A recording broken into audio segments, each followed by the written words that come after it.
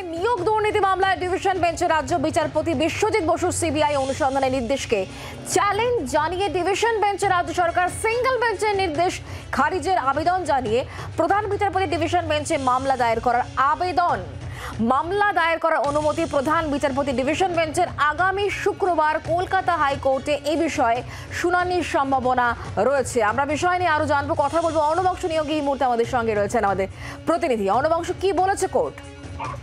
শুক্লা, সেটা হচ্ছে গতকালকে আমরা দেখেছিলাম যে পাহাড়ে ডিটিএতে নিয়োগ দুর্নীতি মামলায় যে চিঠি আসে, সেই চিঠিটা এনকোয়ারি বা অনুসন্ধান করার জন্য সিবিআই কে হস্তক্ষেপ করে বা দায়িত্বভার দেয় কলকাতা হাইকোর্টের বিচারপতি বিশ্বজিৎ বসু।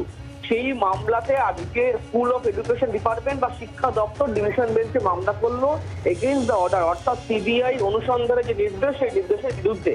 আশা করা যাচ্ছে আগামী শুক্রবার ডিভিশন বেঞ্চে এই মামলাটি হতে পারে। তারা বলতে চাইছেন যে রাজ্য সরকারের উপর বা সিআইডির উপর আস্থা আছে, সিআইডি তারা ইনকোয়ারি করতে পারবে।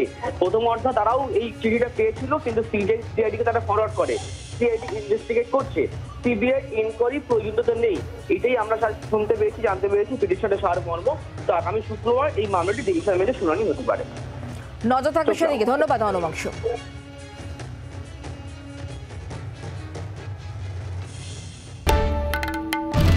বাংলার আওয়াজ, বাঙালির আবেগ, জি 24 ঘন্টা।